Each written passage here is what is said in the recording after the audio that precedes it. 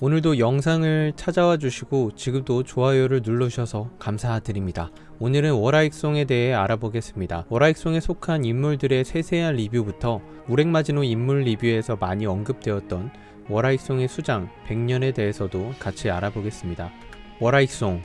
월화익송은 수장인 백년과 우렝마지노에게 모인 랭커들을 중심으로 만들어진 단체이다. 우렝과 백년이 만난 스토리는 예전 우렝마지노 리뷰에서 했으니 생략한다. 백년의 숲을 우렝마지노가 작게 담아 선물하고 그 숲은 우렝마지노가 아리에온에게 양도받은 77층으로 이동하고 백년에게 77층을 양도하게 된다. 그 후 월화익송의 본거지가 된다. 우렝이 탑을 나가고 싶어하는 이유들에 대해서 얘기하는 것을 듣고 감명받은 백년 또한 탑을 나가는 방법을 찾고 있고 그로 인해 단체의 목표 자체가 탑 탈출이 되었다. 월화익송의 단원들은 윙트리라는 증표를 가지고 있는데 날개의 개수에 따라 등급이 나눠진다. 쿠르단의 언급에 의하면 윙트리를 가진 것만으로 탑 최강의 증거라고 한다. 하지만 이 탑 최강의 범위는 어디까지나 주관적인 것으로 보인다. 우렝마지노와 백년 이외의 하이랭커는 아직 언급된 적이 없기 때문이다. 하지만 우렝마지노와 백년이 존재한다는 것 자체로 탑 최강의 단체들 중 하나임은 손색이 없다. 월화익송의 멤버들 중 몇몇은 자신들의 단체를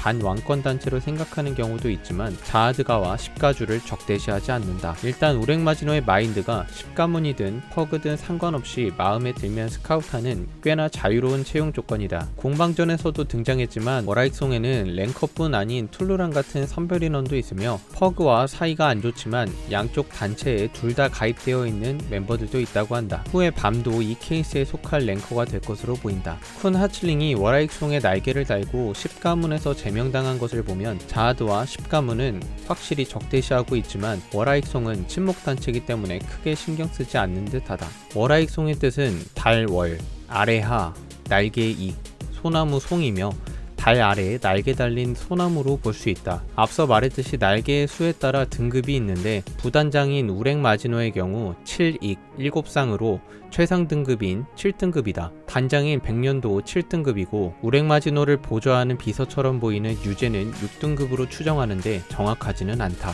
유제의 경우 노래방에 갈 때마다 자기 고향의 전통 민요를 불러서 월화익송 멤버들을 괴롭게 하며 자기 고향의 전통 민요가 없는 노래방에는 출입을 하지 않아서 월화익송 모임 때마다 노래방을 찾아다니는 게 고역이라고 한다. 노래도 잘 못 부르는 것으로 보인다. 4익인 쿤 하츠링에게 명령을 내리는 위치인 걸 보면 5익 이상인 것으로 보인다. 마젝스, 월화익송 리조트를 운영하고 있다. 마젝스를 5익으로 추정하는 분들이 있는데 근거가 없다. 마젝스가 오히려 쿤 하츠링에게 존대하고 하츠링이 하대하는 걸로 보아 4익 이하로 추정할 수 있다. 쿤 하츠링 4익이다. 제이나 못지않은 게임 덕후로 보이며 쿤 가문의 본가 출신 랭커다. 포지션은 탐색꾼이지만 낚시꾼은 기본적으로 가능하다고 한다. 월화익송에 대한 자부심을 가지고 있으며 아게로를 귀여운 동생 취급한다. 블루베리라는 예명을 사용하며 아게로에겐 파란 변태라고 불리운다.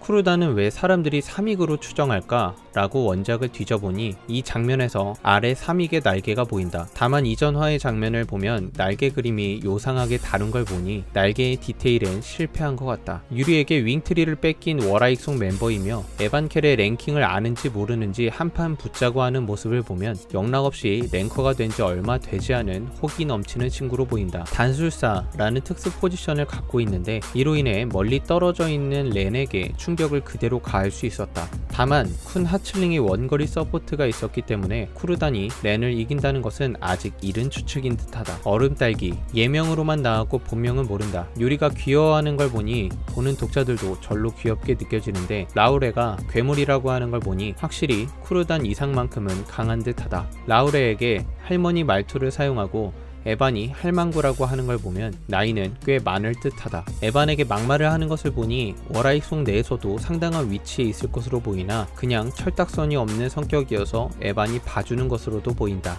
어린 소녀의 외모를 하고 있는 것과 작은 키, 폰세칼 가문의 특징인 분홍머리를 봤을 땐 유라시아 가문의 일원으로 추측이 가능하다. 집게 가면, 흰 창을 들고 있는 랭커, 포지션은 창지기로 보인다. 유리보다는 약하지만 옷을 보니 4익으로 보인다. 5익으로 추정하는 분들이 있는데 이것도 일리가 있는 게 하칠링의 4익의 모습과는 달리 집게 가면의 모양은 나무에 더 가깝기 때문이다. 작화가 이런 미세한 차이를 좀 더 디테일하게 잡아줬으면 독자들과 나눌 얘기가 좀 더 명확했을 텐데 텐데 개인적으로 아쉽다. 확실한 건 날개가 많아질수록 디자인이 분명하게 변한다는 것이다. 연운. 날개는 공개되지 않았다. 과거 쿤 가문의 사람을 살린 적이 있다고 하는데 이때 살아난 사람이 나중에 등장해 쿤과 엮이지 않을까 기대해본다. 레로로, 퀀트 블리츠, 쿤 하칠링 밑으로 들어간 것으로 보인다. 툴르랑, 선별인원 구역에서의 문제가 발생했을 때를 대비한 스페어라고 한다. 이를 보면 워라익송이 친목 단체라고는 하지만 정보력부터 실행력까지 꽤나 치밀하게 구성된 집단이라는 것을 알 수 있다.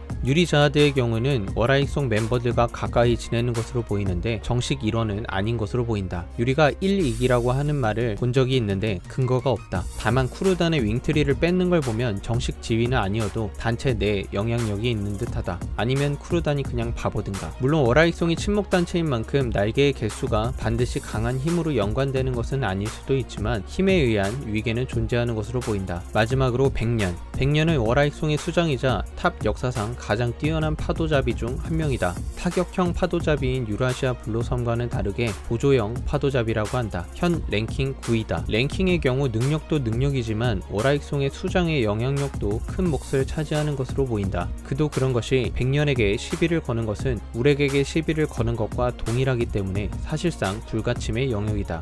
처음 워라익송을 소개할 때 나왔던 장면을 보면 옷에 최고 등급인 7익이 그려져 있는데 물론 대부분 가려져 있지만 실루엣을 봤을 때 우렉처럼 보이진 않는데 그렇다면 같은 7익인 백년일 수밖에 없다. 숲을 좋아하는 숲바라기인지라 순한 인상을 생각했는데 상당히 포스가 있다. 백년은 중간 지역에서 천의 고아로 태어나 거주권 없이 떠돌아다니다 사람들의 눈을 피해 숲으로 들어가고 오랜 시간 숲을 가꾸며 살았다. 백년의 숲은 마치 살아있는 생물과 같아서 매우 신비로운 분위기를 풍겼다고 한다. 이런 신비로운 이야기를 듣고 우렉마지노는 백년에게 찾아갔고 백년과 얘기를 나누다 우렉마지노와는 절친이 되어버린다. 백년이라는 이름은 자신이 버려졌을 당시 고운 비단에 쌓여 있었기 때문에 그렇게 불렸다고 하며 성품이 비단과 같아서 그렇다는 이야기도 있다. 하이랭커가 된 후 랭킹 관리국에서 이명을 붙여주려 했으나 거부했다고 한다. 백년에 대해선 아직 하이랭커들과의 전투가 몇 없었기 때문에 전투 능력이 좀 더 검증될 필요가 있다는 의견들이 있고 이 의견은 매우 일리가 있어 보인다고 한다.